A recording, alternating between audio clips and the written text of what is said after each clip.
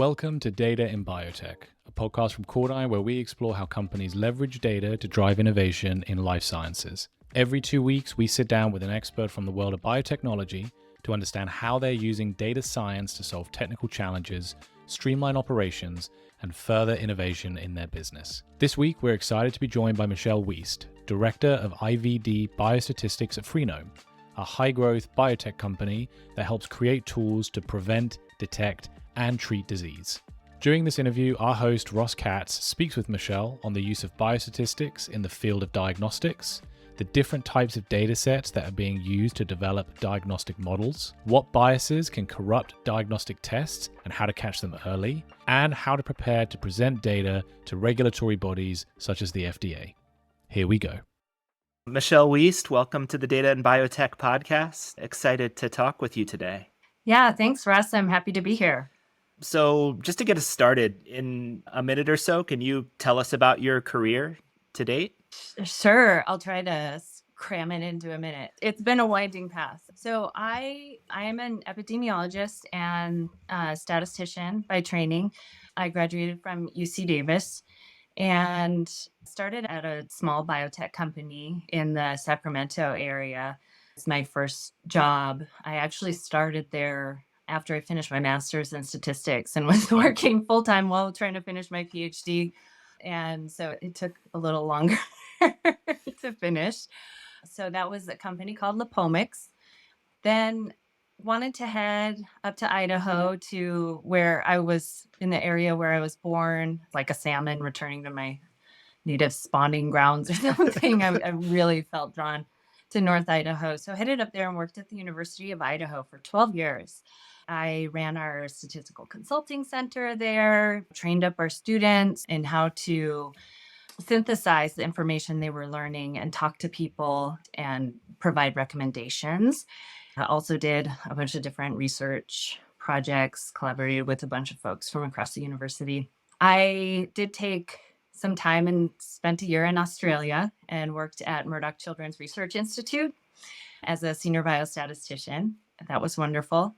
Had to come back because my mom was ill, returned to the university, and she passed away, which got me reevaluating what I wanted to do. And I always enjoyed the fast pace of industry.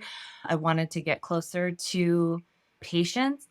And so I ended up coming back to biotech in the diagnostics field. And so I've worked for a couple companies now as the director of biostatistics, building up teams to support the development of blood-based cancer diagnostics. It sounds like the kind of work that you were doing in academia was somewhat different than the sorts of things that you've done in industry.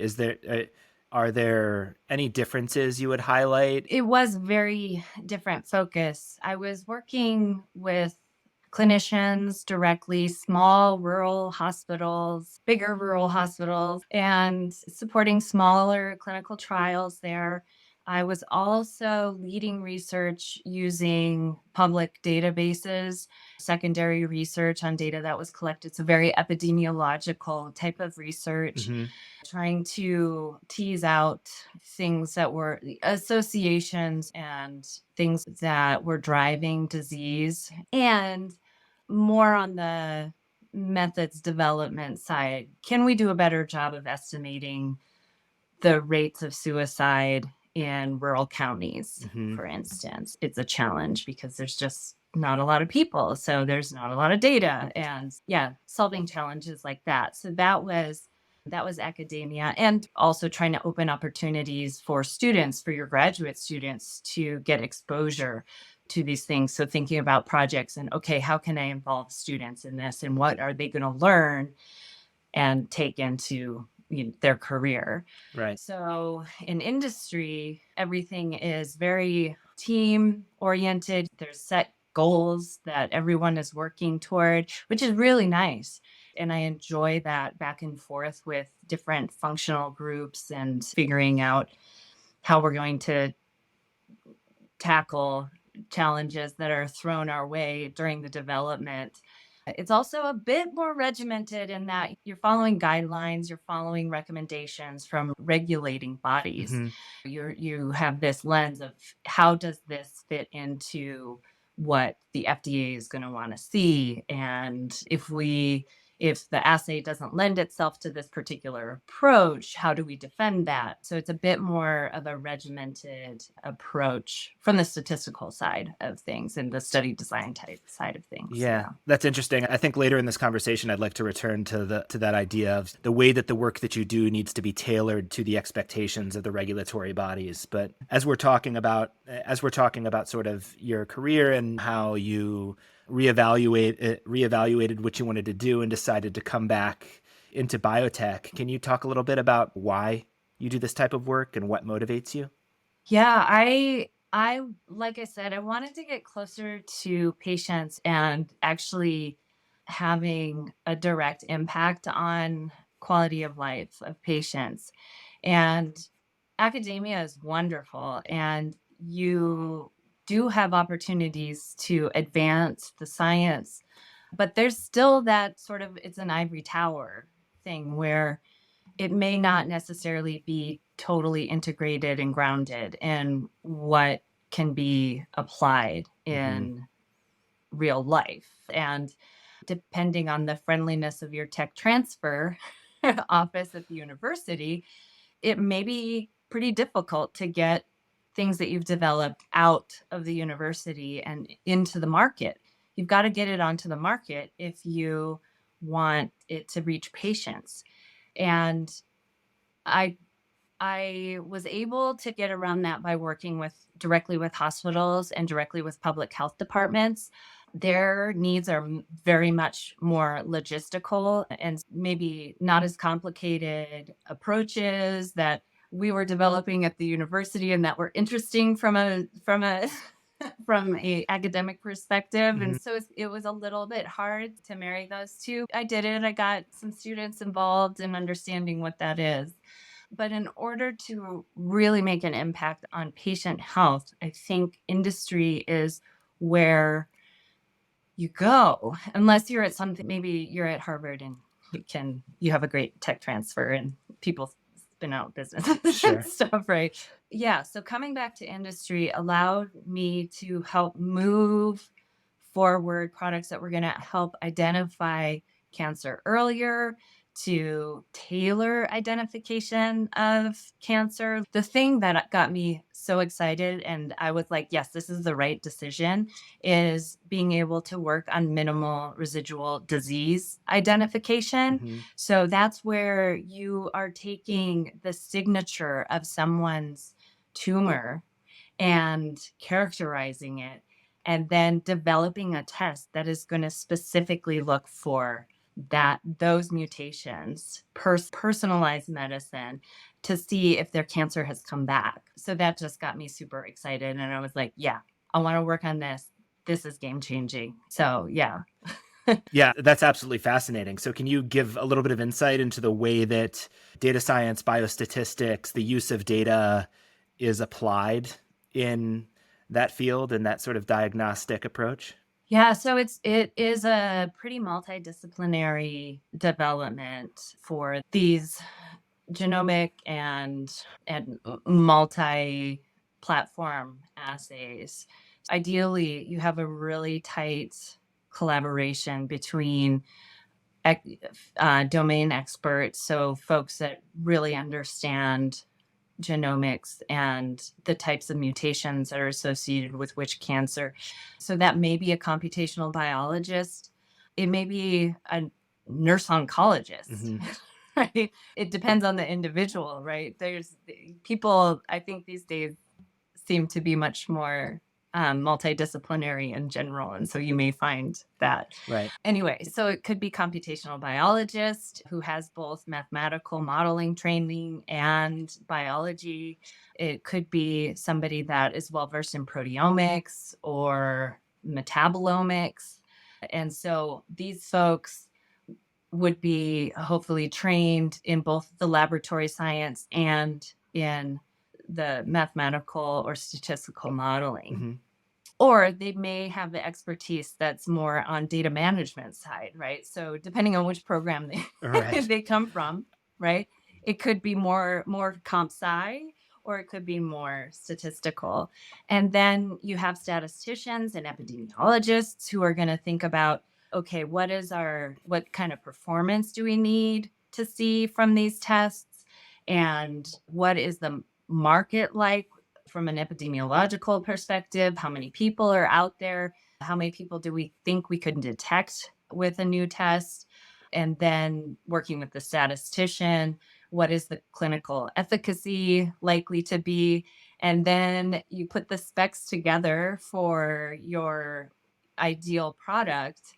And meanwhile, you have computational biologists, maybe machine learning folks that are using your omic database and samples from that population to train a predictive model. It could be a simple logistic regression. It could be a black box. Right. The FDA accepts both of those things, types of algorithms that would say, okay, this person is positive or this person is negative. Yeah. So that's the general approach that is taken to developing those. Interesting. So it sounds like there's a Yeah. lot of different models that are under development simultaneously for different types of outcomes that are trying to be driven by the organization. It Yes. sounded like at the end there you were talking about the computational biologists or the machine learning experts.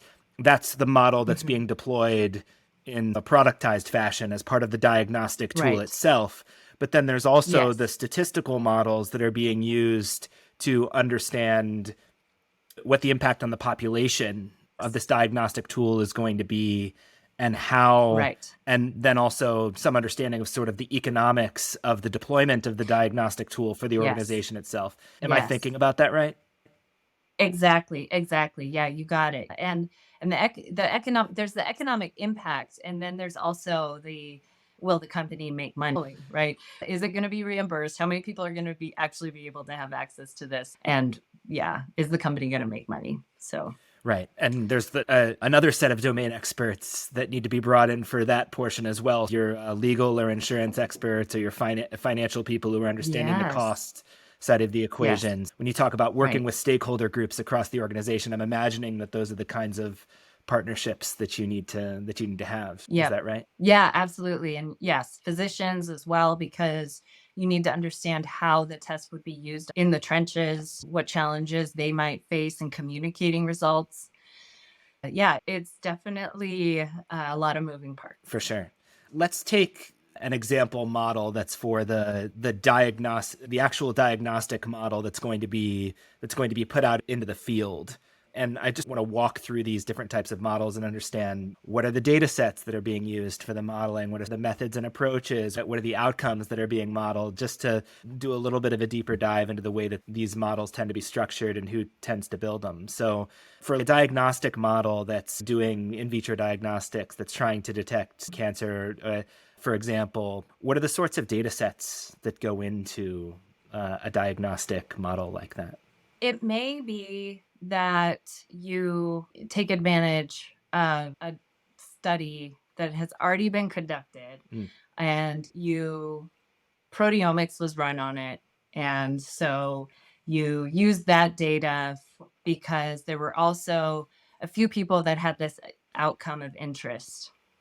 And so you might start with a convenience data set. Yeah. It's already there, the data are already there, and you start getting an idea of what kind of associations you're seeing between your outcome of interest and these hundreds of measurements. Sure. And then what you would do is you would probably simultaneously, as you're working on that, is you start building up a sample bank of your own. And so you might purchase samples from a supplier who collects blood, or if you're doing solid tumors, they're collecting biopsy slides. And so you go into a more controlled, designed phase where you're starting to verify what you found in that first data set. And in that first data set, you might be using things like holdout sets and stuff to help with your model training. And There's any number of different approaches Sure. to that first discovery step. The next step you'd want to make sure, because you're probably running this through your own laboratory, and you want to make sure that you're getting as much randomization into that process as possible, because say you purchased all your cases first and then all your controls second, and those just went through the laboratory in that order, then you could very well be building your model and training your model on artifacts, because the noisiest, most unreliable biomarkers are the ones that will be super flaming hot because of some systematic problem with the laboratory runs. Like maybe they're super sensitive to temperature, right? And one was a hot day and one was a cold day, or Sure. it was humid and then it was dry, right? Laboratories are climate controlled, but not to perfection, for instance. And so those are things that you really want lab staff and your machine learning team working together and understand, like the lab staff understand what the machine learning group and the discovery group are trying to do. So you want to make sure that's in alignment. They understand why the randomization throughout the process is important. And then you might do a completely new classification to see if you get the same results. You may try to just verify what you've done in the other one. So that goes on.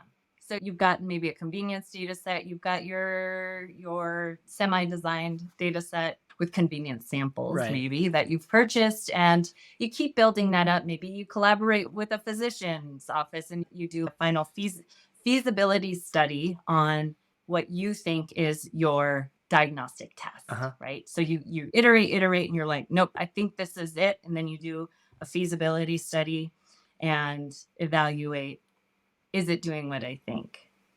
And then if it looks good in that feasibility study, then you start moving on to development. Got it. And then once you start moving on to development, that's when the sort of regulatory and compliance concerns start to come into play. Yeah. So now you've got to keep track of your design history, right? And you probably started that in feasibility, because you would also start doing some guard banding studies for your laboratory work and stuff. And then you move into development once the feasibility is all there. And yeah, it's pretty prescriptive in terms of what the FDA is going to want to see in terms of analytical performance. And then once you're looking good on your analytical performance, then you move on to looking at a big data set for your clinical validation. And that's the last step, is you're looking at that sensitivity and specificity and getting really good estimates of those in your intended use population. That clinical verification, that's the clinical trial period. That's the big data set that we're talking about. Okay. Yeah, exactly. So understanding how you build up that data set from the very beginning is really interesting. I appreciate you sharing that. It sounds like there are a lot of artifacts that can pop up from all of the variables that can enter the equation. So there's a big concern about the bias of these diagnostic tests that might lead to a lot of wasted time and resources if you're not catching it early. Would you mind sharing what are the types of bias that you look for and how you go about ensuring that bias doesn't enter the equation? Yeah, so there's a couple of different things. So I touched on the laboratory Yep. and artifacts, and you could end up building a diagnostic test on artifacts if your machine learning folks don't understand what was going on in the laboratory and accounting for that. The other thing that can happen is that you can have a data set where you have mostly really sick people. And so you're catching really late stage cancer in those, and you're training on late stage cancer, and then assuming that it's going to translate into early stage cancers as well. So what can happen is you start off with a really big effect, and then you regress to the mean, right? So you may train on these more severe cases. And the way you combat that is to make sure that as you're iterating through those early studies, is that you are actively trying to get more balance in that training set. You can, if you can't get earlier stages, you can do weighting of stages, but again, that's assuming that you've got representation and maybe just the handful of samples that you have in those early stage cases. So you can do some statistical adjustment there, which will help, and you should do that. You should do that early on. But the only way to ensure that your product is going to perform well in your intended use population, which is actually probably going to have more early stage, hopefully, right? That's the Right. that's the purpose. We want to catch it earlier, is to train on early stage and test on on the correct distribution of your intended use population. That makes a lot of Yeah. sense. So you're throughout that early part of the process, you're sort of acting as the curator of this data set and trying to bring balance to the data set or identify areas of imbalance and account for those in the way that you can, but also make it a priority to balance out the data set and remove the bias. Yeah. And so in that case, your dev team is working really close with your clinical team, who are the ones that are sourcing those samples for you or identifying collaborators to help build that model. Right. Yeah. So you have this sort of wish list as you're going for like the sorts of samples that you would want if you had the opportunity to purchase them. And you're also, I'm assuming, having to work with stakeholders who are controlling the resources that are available to go out and purchase the samples that you need to accomplish the clinical goals that you're trying to accomplish. Yeah. Okay. That's it. Yeah.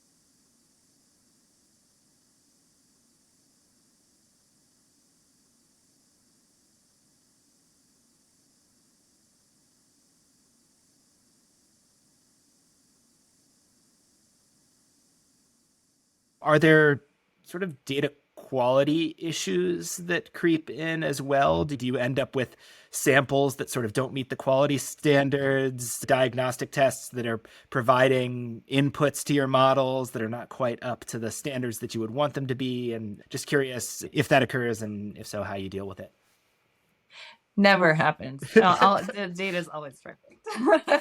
Okay. Yes. So you mentioned sample quality. That's definitely an issue, especially if things have been stored for a while or mishandled. Maybe sat in 90-degree weather for a few hours and everything thawed. So you want to have a good understanding of the history of your samples. And it doesn't mean that they're all ruined always, but if they've been through some stress, if things look weird for that sample, you probably don't want to use it. Right. Other more data quality issues that plague data sets are what folks would call the metadata surrounding those samples. So incorrect sex labels, which if you're doing genomics, you can figure out.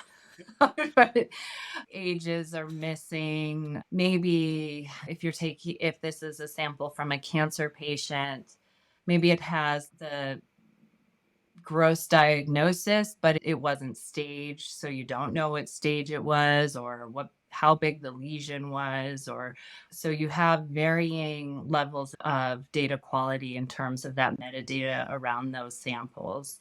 Hopefully the company is in control of their own internal data production. So when they are creating their data sets, they're working with data architects and database architects and data engineers to make sure that in-house they're producing quality data. And that should be on top of mind when creating data in-house. But yeah, you definitely need to be aware that the information that you're getting from the either place that you're purchasing samples or the clinical site may not be perfect, especially when it's not a controlled trial where you're coming in and saying, okay, here's your CRF. And we need these fields filled out exactly like this and this detail. Mistakes happen still, but that improves data quality quite a bit when you're actually conducting and leading the data collection. Mm-hmm. Yeah, that's interesting what you're saying about having control, like the data sets that you have control over versus the data sets that you don't have control over. And I'm assuming there's your classic data science methods of dealing with missing data that you apply to the data sets you don't have control over, but there has to be a sort of collaboration internally to make sure that the data that's being delivered to the modelers, the ML and statisticians, to ensure that the data is of a certain quality. So do you find yourself having conversations, or have you found yourself having conversations in the past about the data that we're getting? We need additional data, we need different data, we need higher quality data, or how does that sort of thing go? Yeah. So sometimes you're able to go back and get it. So if you're working directly with the clinic, that data exists and you can go retrieve it with their help. In other cases, it's just not there. And you're not going to get it because it was an anonymous blood donor. Right. And so they didn't collect it and they're gone. So you're just not going to get it. When you mentioned missing data approaches, those are applicable when you have another or part of your data set that is complete, and you essentially can use that information to get an idea of the distribution and the marginal distributions of those data and extrapolate that to the missing data. Right. And of course, anybody doing that should be well versed in Rubin's papers and understand missing at random versus missing conditionally on random versus you shouldn't do imputation because it's not random. Right. It's not a random process. And yeah, there's lots of different approaches to extrapolating that information, and some are better than others. I wrote a paper with my colleague on the case where you have some data that have been grouped, maybe to preserve identities. And if you have another data set from, say, a larger population where you didn't have to group those, you may be able to use that to inform what the distribution of the subgroups would be within that. Now, it doesn't mean that you're able to assign a value to every single person. It's a distribution, it's a conditional distribution. And so it's just helping you get a better estimate of whatever you're trying to estimate from the population. Right. There is a whole nother field of like generating data and like agent-based modeling. Right. That is more grounded in mathematics. And yeah, you're actually modeling multiple people or agents and what would happen under different conditions they were put under.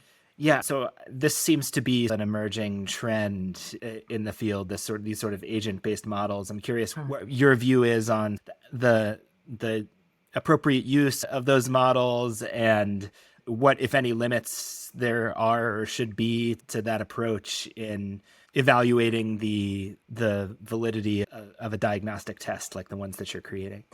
Oh, gosh. I think that if I were to use or apply agent-based modeling in the diagnostics field, I think I would probably do it on the economic side because they're very good at modeling decisions that people are making and the conditions that those decisions are made in. Those have been really helpful for epidemiologists as well in modeling disease intervention. So I remember during the very large Ebola epidemic in West Africa, there was a lot of concern that it was going to come over to the US. And the CDC and others were relying on those agent-based models to get an idea of what would happen with the interactions of these folks in cities and if we impose this condition, which is an intervention to help prevent the spread, how would that change it? How would it slow it down or prevent it? And those folks also made synthetic data sets. So that I can see would translate to the economic side of diagnostic tests in terms of uptake, in terms of the decisions that clinicians might make from the results of the tests. On the training side or discovery side, I'm not quite sure how it would be applied.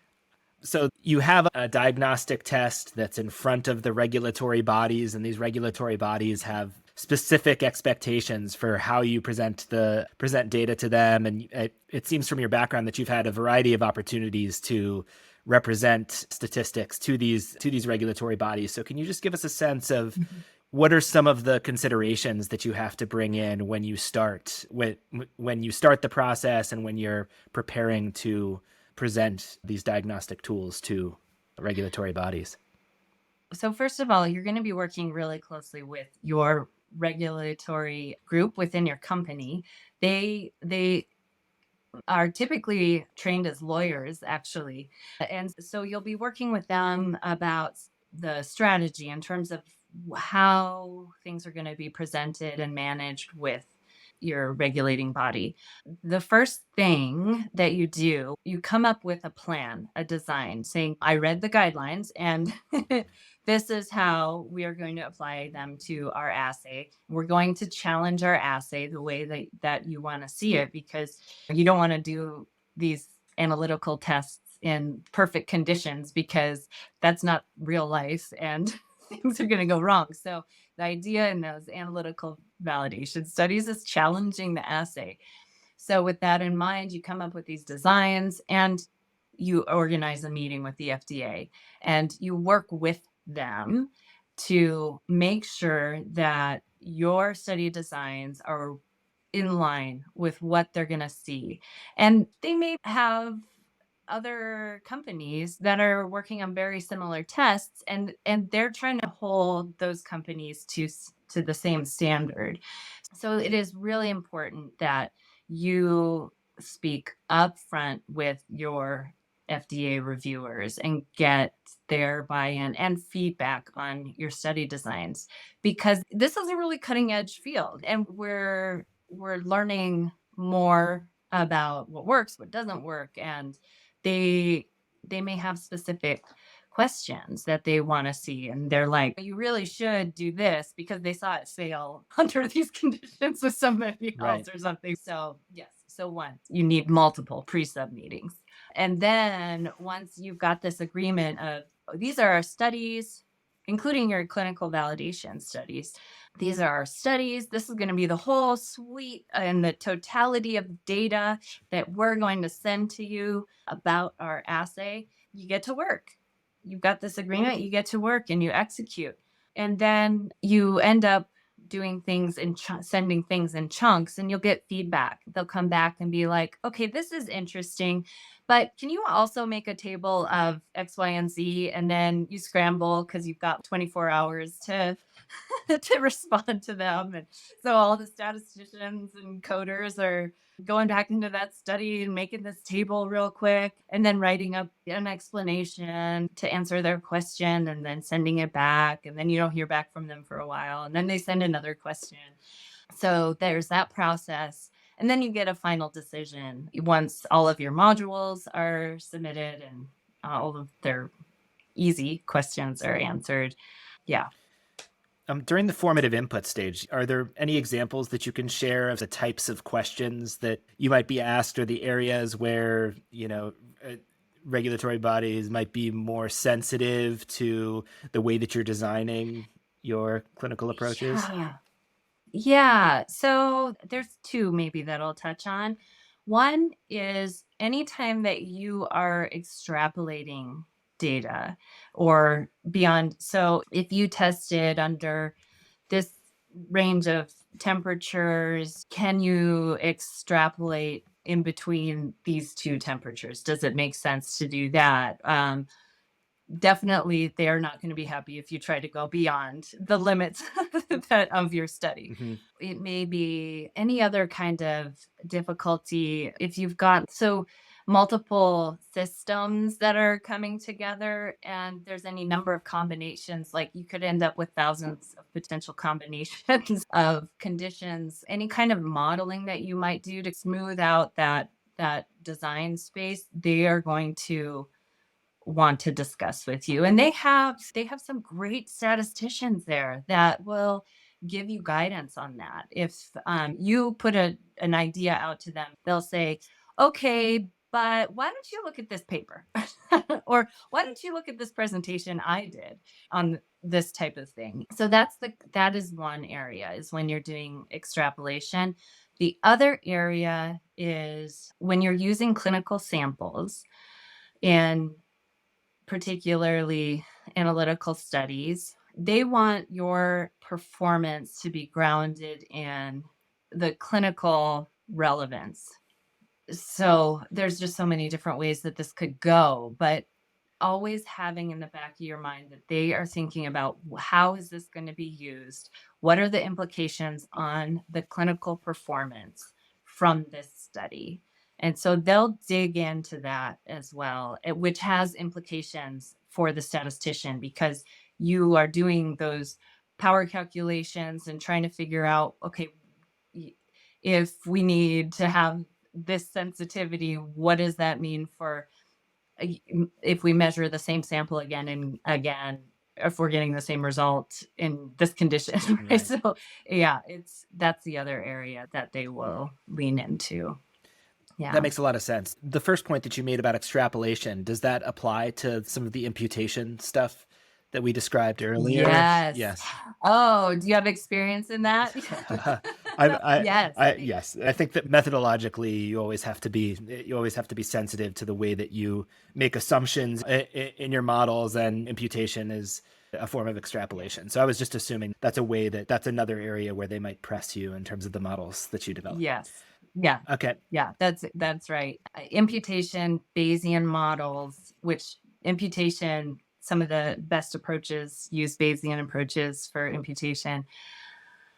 The assumptions, what's written down from FDA is the assumptions that go into Bayesian modeling can be dubious. Yeah. I don't want to get into an argument about Bayesian versus frequentist at this time, but I think that it makes sense that the frequentist approach is better established and more theoretically grounded inside of a regulatory body like the FDA. So that makes a lot of sense. Yeah. As we come toward the end, just zooming out a little bit, obviously there is a lot of innovation going on in this sort of diagnostic space. And it sounds like one of the big challenges is the collection and availability of data to develop these approaches. So given that we as a society have a collective interest in the improvement of these approaches, but also in regimes that protect medical privacy, I'm wondering if you see a path forward for how we enable this innovation at greater scale, how we bring more of these diagnostic approaches to bear. So there is a big movement in not just diagnostics, but also in drug development to use real world data and make use of all the data that's being collected during your visits to the doctor. Mm-hmm. And you're spot on that we need to preserve folks' privacy while leveraging the common benefit we get from using those data in aggregate. Right. Right. So there are companies that specifically specialize in creating data sets that are anonymized and usable for mostly post-market monitoring of things. And that's very important, because that information can lead to the improvement of a diagnostic or some sort of treatment that's already out there. So the approaches that marry both the data collection in the EHR and the outcomes that you see in those patients, but then also get rid of that potentially identifying information are super valuable. And they're never able to get rid of all identifying information. And so anybody using those data sets does need to be well versed in data privacy and adhere to, I'm using these data for this purpose and that's it. And then it goes away. So anytime you're using those data sets, there should be folks need to be trained. There need to be internal controls for any company that are going to use those. On the discovery side, it's a little bit more difficult because data are not collected to help with that. They're collected primarily for reimbursement and for quality control Right. for the clinic or hospital. And so if your outcome is quality of life, you're going to be hard pressed to get data from real world data sets on people's quality of life that are already existing. You're going to have to go in and hand somebody a questionnaire on their phone, of course, because you don't use paper anymore, Right. about their quality of life. So you need to understand the limitations of these real world data sets. You're not going to be able to look at, oh, this person is on their way to developing cancer because they went to the doctor 3 times. Okay, that's not a great outcome. You need something more definitive than that. And making those kind of assumptions is just going to get you into trouble and waste time. So it's so important that the leadership not be asking folks to be using data sets for things that the data sets can't provide, right? Just because this data set exists does not mean that it's going to answer every single question that the company may want. And so I think there's this two-way education that needs to happen to leadership so they can set realistic expectations and goals and go get the resources and data they need to build whatever they're trying to build. That makes a lot of sense. And I think across disciplines, there are a lot of requests for analyses that presuppose the answer, presuppose the availability of the answer in the data. You know, trying to avoid that situation is always a good idea. So as we bring the conversation to a close, I'm just interested in what emerging technologies or trends you foresee having the most significant impact on your world. I think it's the real world data, but it is where the innovation is and needs to happen is at the data collection point. We've advanced so much in terms of machine learning and the speed at which we can do discovery from data sets. What is lagging behind is the meaningful data collection and targeted data collection and understanding of the alignment of different ways of collecting. So you want to triangulate those. So I think that is really what is going to, or has the potential to change the field and accelerate discovery. Michelle, thank you so much for joining us today. It's been a really enlightening conversation and look forward to continuing it at a later date. Yeah, thank you. It's been my pleasure. And that's it for this episode of Data in Biotech. If you enjoyed the episode, please subscribe, rate, or leave a review in your podcast platform of choice. If you're a biotech company struggling to unlock a data challenge, CorrDyn can help.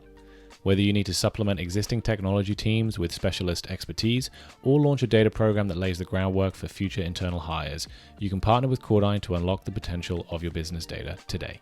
Simply visit www.corrdyn.com to learn more. See you next time.